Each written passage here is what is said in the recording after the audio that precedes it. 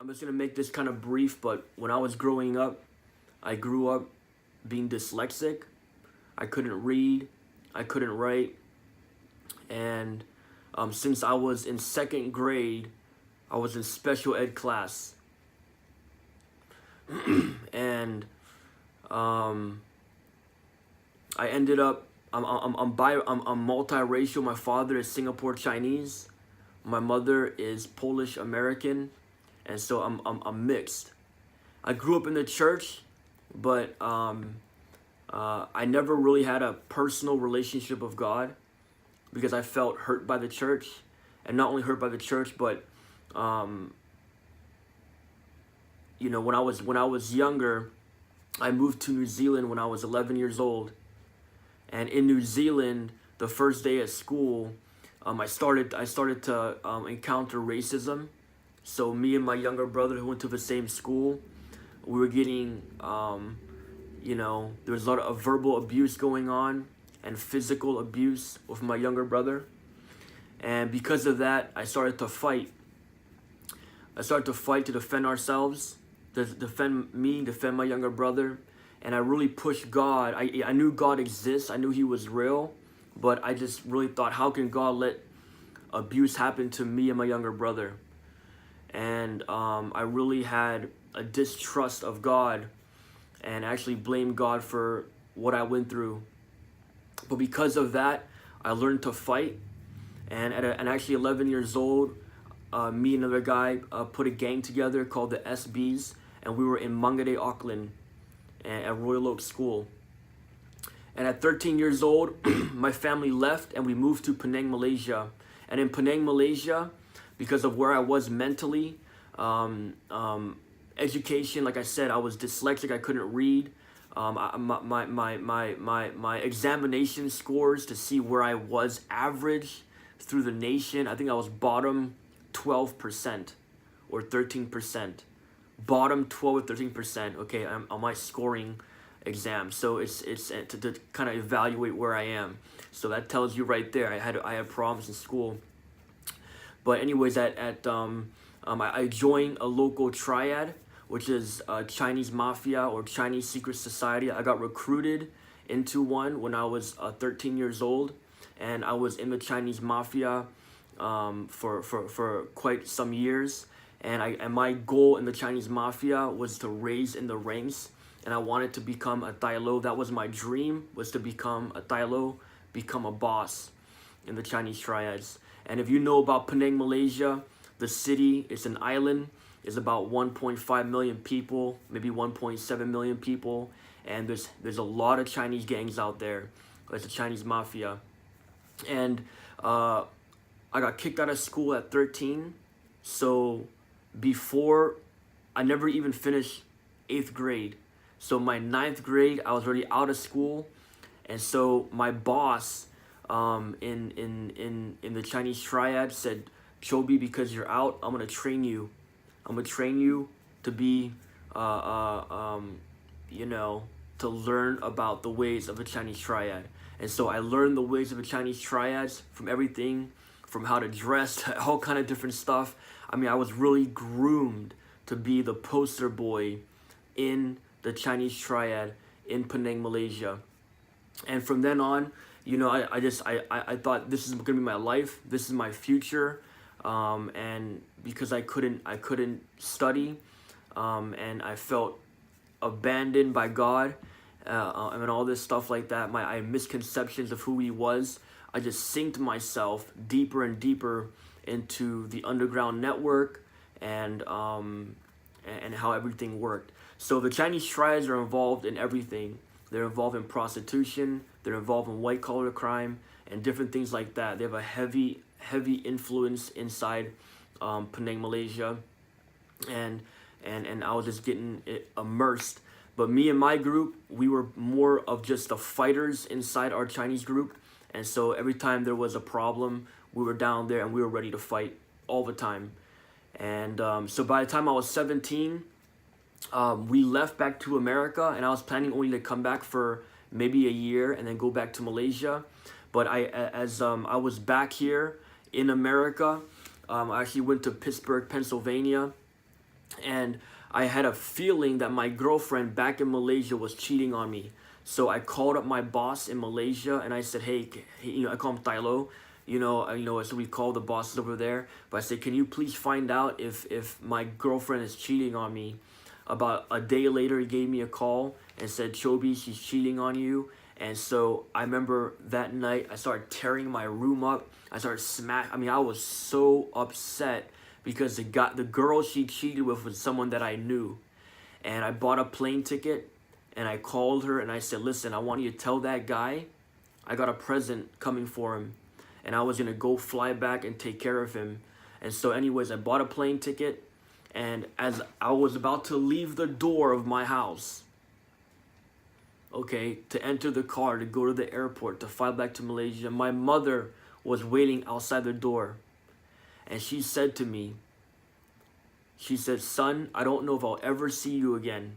Because she knew, okay, that God spoke to her before that I was going to die in Malaysia. That's why they end up leaving to come to America. But here I was trying to fly back, okay?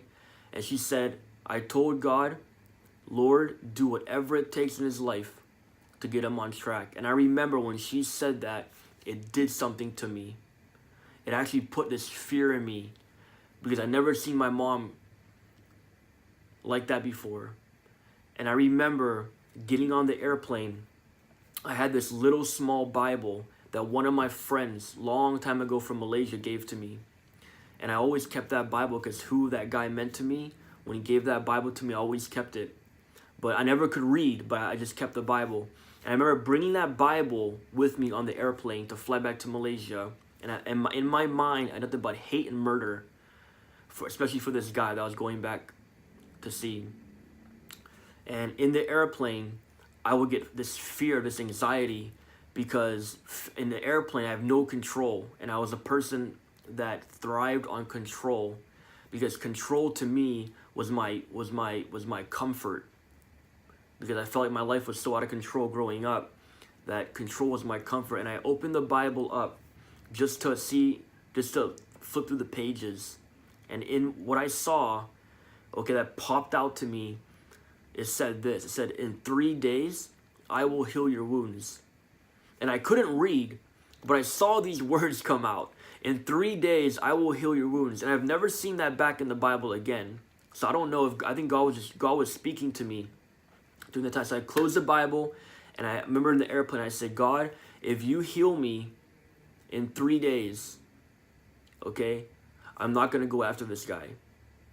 And so I remember I landed in my airplane, and I remember 3 days went past, and every day I was so angry, and I just wanted to go get machetes and go after this guy. And I remember the second day I was laying in bed thinking, tomorrow's the third day. And if I wake up and I got this anger, I'm going after him. And I remember I woke up the next day and there was this peace that I couldn't understand. It was a peace that I felt over this burning sensation over my heart that was gone. It put that burning sensation out. And I woke up, I thought, man, I think God took this away. I think God actually healed me. And I think now he really spoke to me in the airplane. So I spent about a month there in Malaysia, and I was thinking about what happened, right? But I ended up hanging out with the Triad, and I went to a club, and I was with two other guys, and my friend comes to me and says, Choby, I have some rivals here in the club. And I said to him, I said, bro, I really don't want to fight right now. I just want to chill, have a good time, drink at the club. You know, we got bottles and all this. And anyways, the club closes, and we ended up going to a place where we're eating food on the side of the street. So we're eating food, you know, we're having makan, we're just having a good time, just eating up. And all of a sudden, this car pulls up, and these same rivals of a different Chinese mafia comes over and sits down to a table next to us.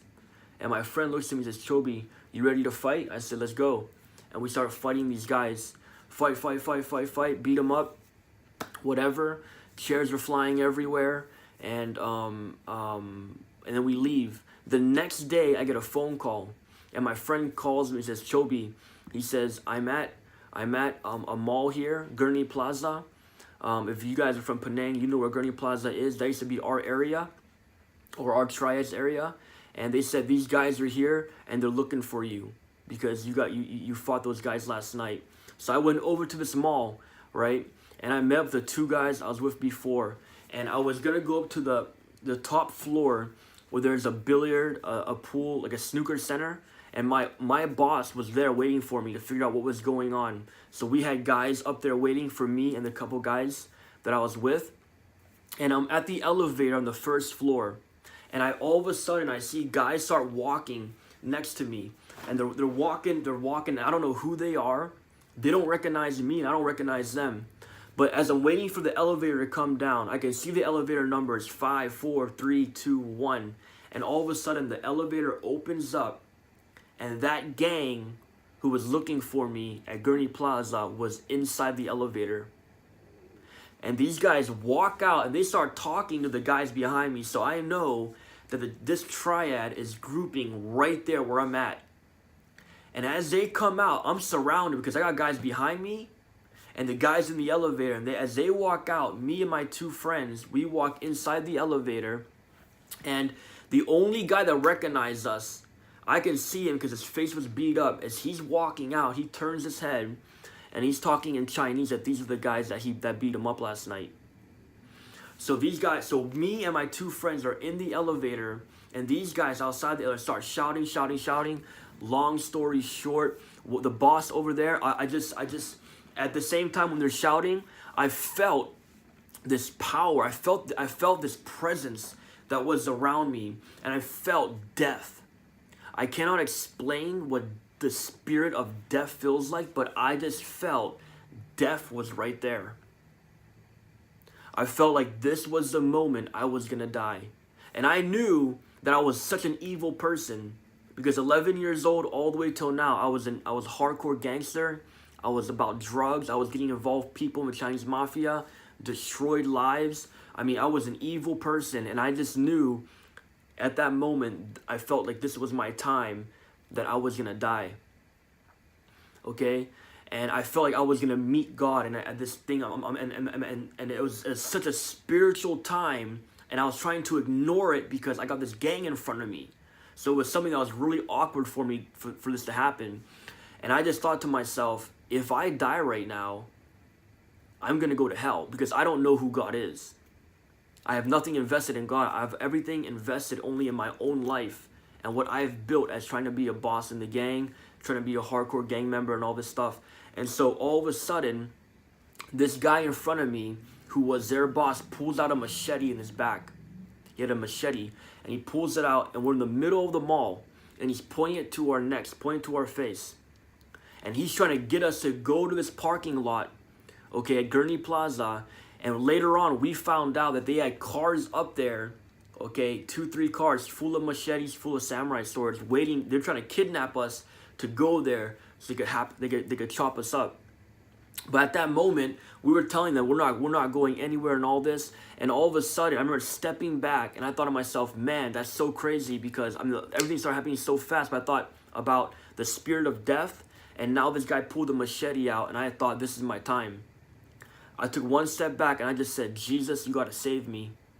I prayed that real silently. Jesus, please save me.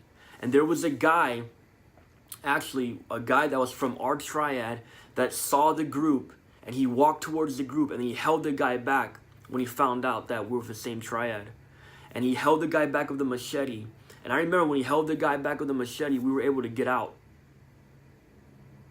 And I just remember thinking that night to myself, man, this was totally a God thing. So I called out to Jesus and I saw that he saved me from a machete. The next day I go to a club and I'm taking ecstasy. And I used to love to pop pills, and I remember taking ecstasy, and I don't know what I took, but my body was dying. And I remember I was exiting this club, I was sitting on this chair, and I could feel the coldness of death, and the same spirit of death that I felt the day before showed up. And now I really started to panic because I remember what happened the day before when I felt the spirit of death. Now I felt the spirit of death again. Like I said, I can't explain it, but if you're there, if you've been there, you know what I'm talking about. And I remember thinking to myself, man, I'm gonna die right now and see God. And God just saved me the day before. And I remember looking to the sky and I said, Lord, you gotta save me. In Jesus' name, please, God. And I remember that life went back in my body and I sobered up. I got on my chair and I felt 100% fine. And my friends were like, Choby, you okay? And I said, I think Jesus just saved me. I said, I called out to Jesus and he just saved me. They thought I was crazy. But I knew inside my heart what was going on. The third day, the next day, it's the third thing that happened. I was going down, I was in my friend's car, right? But before I got in his car, he pulls up. He was my right-hand man in the Chinese Triad. Cause I have my right-hand man and my left-hand man. He was the guy that was taking care of my group. I was back in America. He pulls up in his car and I heard a voice. And the voice said, put on your seatbelt. And usually I would never put on my seatbelt, right? But I got in the car and I put my seatbelt on. And he looks at me and says, Choby, he says, you don't trust my driving? Why putting your seatbelt on? Because he knew I never put my seatbelt on. And I said, you should put your seatbelt on too. He put his seatbelt and we're going down this road and we're following another car that's in front of us. We're kind of like racing. And the car in front of us, who's also our friends inside, they started stopping because of traffic. And my friend, he couldn't slow down fast enough, right? So his car started to slide. And the car went like a 90-degree angle. So it went from going on the road to cutting off the road at 90 degrees. And we jumped off the sidewalk. And I remember that split second when he lost control of the car.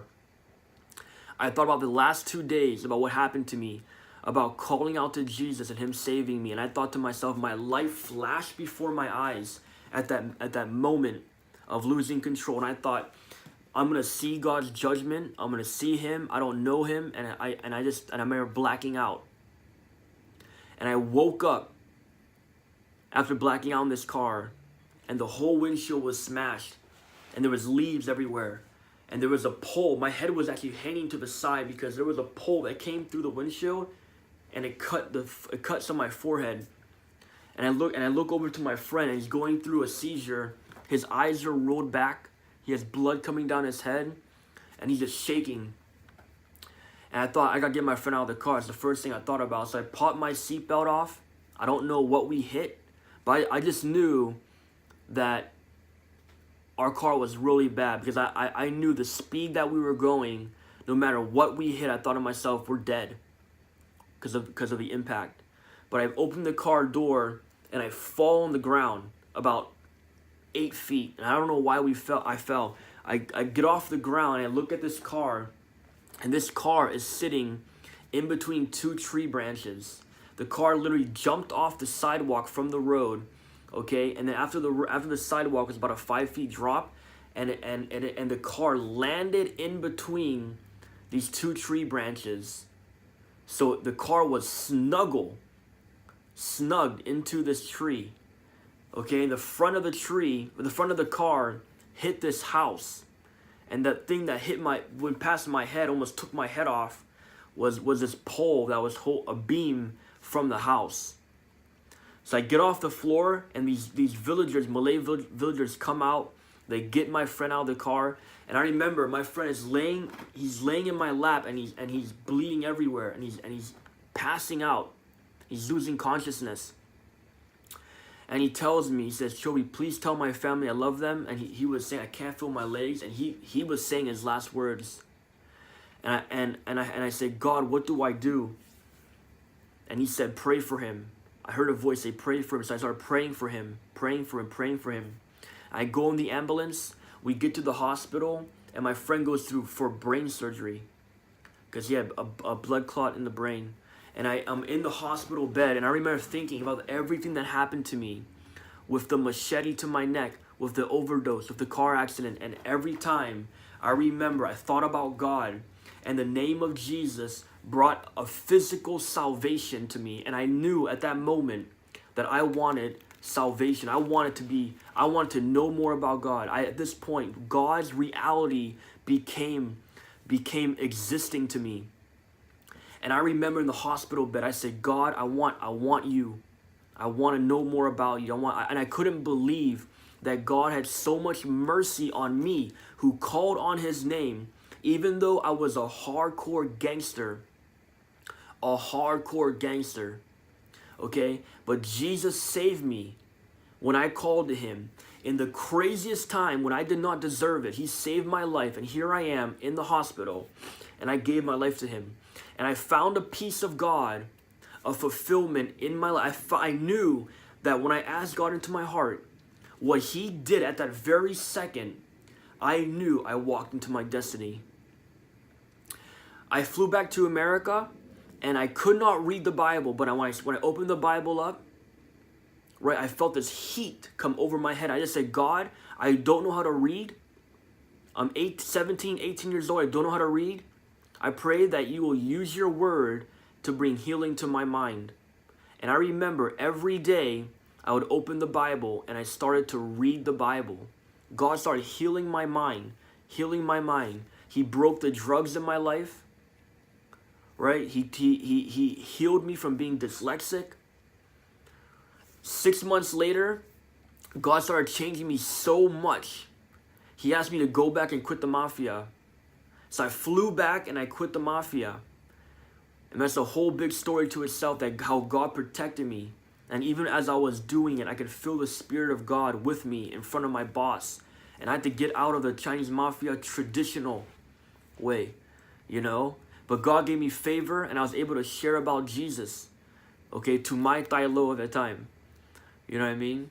And maybe he's watching right now. I don't know. But he knows that, you know, I love him and everything else. But a day after that, I called out the whole gang that was under me in Gurney Plaza to have a gang meeting. And I took that time to share about Jesus. And I told everybody I quit. So I had about 30 guys, maybe more at the meeting, maybe 35. And I told all of them that God changed my life. And I'm sorry for getting you guys involved and being, you know, your leader. And I'm done. I quit. I told him that I came out. And after that, God did more healing to me emotionally. He showed me my identity, that I'm a son of the King. I live a new life, right? And we just share about the Lord. And it hasn't always been easy. But I just want to share a little bit of my story to encourage you. Do never neglect the name of Jesus. Never neglect or doubt that he is right there with you. Even though you've been through a bad circumstance, he is right there. Ask him to teach you the truth. Ask him to show himself to be reality. And if you truly believe that in your heart, salvation will come in your life. Fulfillment will come in your life. Purpose will come in your life. Truth will come into your life. Healing will come into your life. I don't care what you've been through. Okay, I was depressed. My family couldn't believe I started to smile. They thought I was on another drug, okay? But it was the Holy Spirit. It was God that came into my life. The love of God, right, that transformed a person. Even if you have PTSD, okay? Believe me, my mind was so screwed up because of the things in the gang, okay? Post-traumatic stress. God healed me. He allowed me to sleep. He allowed me to love other people. You imagine, I used to hate people, but now I'm loving people. Why? Because when God comes in, doctors may say nothing will change in your life or it is impossible. Let me tell you, the healing of God is possible. He is the ultimate authority. And if you reach out to God and say, God, I want you to show yourself. Let me see if you're real, Lord. Okay? And if you truly mean it, if you have an inner desire for it, God is real. He will reveal his reality to you. And let me tell you, he will bring you out of the pit that you are in. I hope this is a blessing to you. Guys, God bless. And yeah, reach out to the Lord. He's right there. Believe me, he loves you more than you think. Take care.